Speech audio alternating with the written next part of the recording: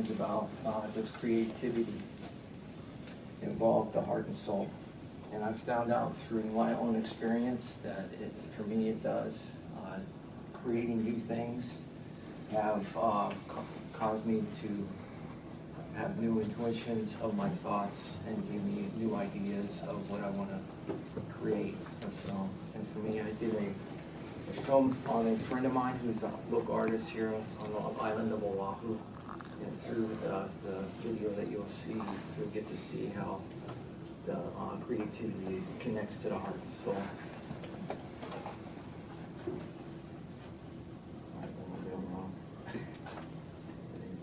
So the process of creating, is basically having the concept, the research, and the creation, coming up with a thought. For me, I'm always thinking, no matter where I am, or even coming in here this morning and watching everybody else's presentations, I have different ideas. I go through my head and I jot them down to think of something else that I can create. But so the research is, doing the research for the creativity through the process of the video that I created. I did numerous hours of research, even though I've known Mark for over 20 years since I've been on this island. He's a student at UH Manoa. He's a local artist on Haleiwa, but the research that I had to do is on his current work and his studies that he's doing at UH Manoa, also to film and capture what I wanted to capture. Like being, what was mentioned earlier before, was becoming invisible with a camera in certain places like the Haleiwa Art Festival, and not trying to scare people away from the camera, because me, myself, I'm not a person that likes to be in front of the camera. I hate being in front of the camera. But, so I had to take that into consideration for the people that were going to be in and around when I filmed. But I'm going to start creating.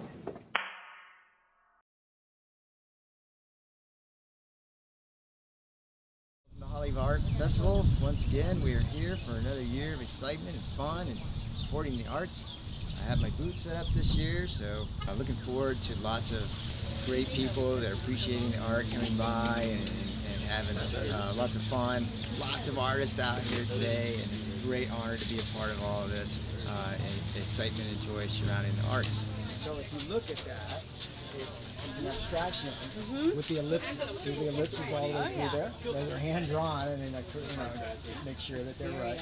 And then I've got a pyramid in the middle of all that. The top of the pyramid's in her shoulder. Yeah. So yeah.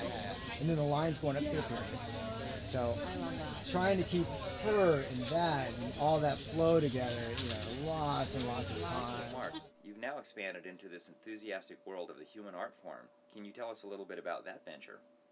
There is this extraordinarily unique intermix of humans painting humans, which certainly we are the most critical of that form of artwork.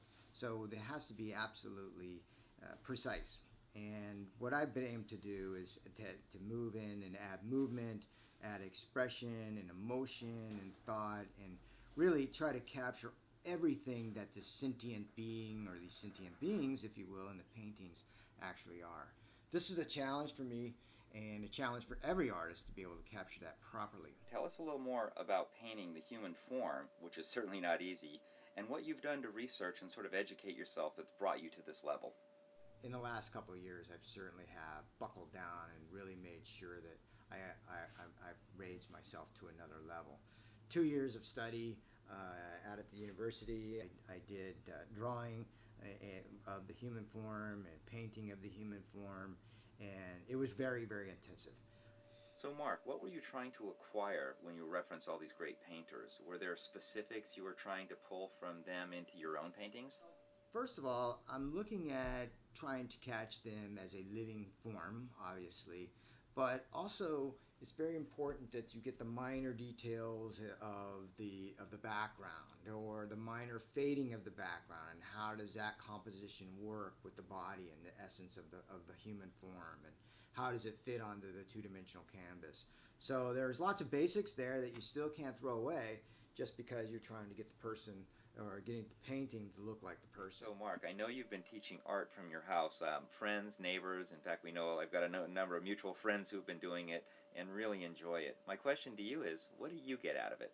I just really felt this internal desire to give away what I have. And I've been taught that throughout the years, to make sure that, whatever you get, you got to give it away. But I also get to think theoretically, if you will, of how I learned and how I developed from a very early age, developed these concepts of art, spatial dimension, lines of contour, the perspective, all of those things that I learned way when I was a young child. I get to think about what I went through in developing those skills or tools, if you will, as far as putting art together.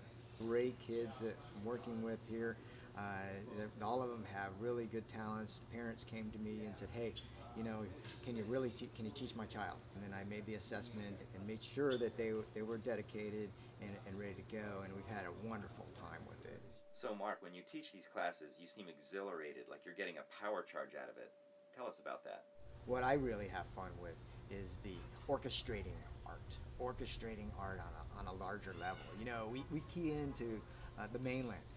We key in with Facebook, and use that, and we look at their pictures, and the guys over here look at their pictures, and they look at our pictures, and we have this interaction. So I'm able to keep them engaged with my phone in the hand, and I'm able to teach online as well as live. So, Mark, I know you really enjoy working with your students. My question to you is, when you're working with them, what do you want to bring out in them? What do you want to see? Well, to bring out somebody else's expression and free that desire to be creative, and that desire to make creativity come forth in somebody. Wow, look at this. This is, you know what, Harlan? You know why this is so impressive? Why? Because the thing is I know it's a ripstick, you know it's a ripstick, and when somebody looks at that, they won't know it's a ripstick. You know why? Why? Because when you look at it like this, we have no idea what that is, right? But you didn't draw it like a ripstick. You drew what you saw. Awesome. Awesome. Did you see that, Lane? That doesn't look like a ripstick, right? But when you look at it right here, it doesn't look like a ripstick. But that looks like that. That's important, right? Harlan forgot completely about the ripstick thing and drew what he saw. That's what we're trying to do here. Be a part of that is an exhilarating concept. So, most of this creative thinking that I like to be engaged in and be a part of, I pull out that creativity in other people. And actually, I'm not pulling that out of them. I'm just helping them show the road, find the road. That's it.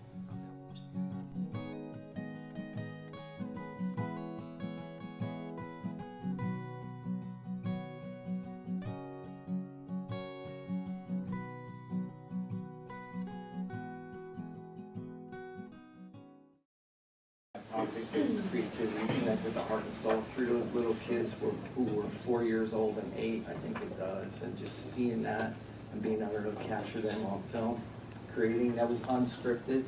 I just happened to catch it, and it was really good to catch and see that perspective from the little kids. So thank you.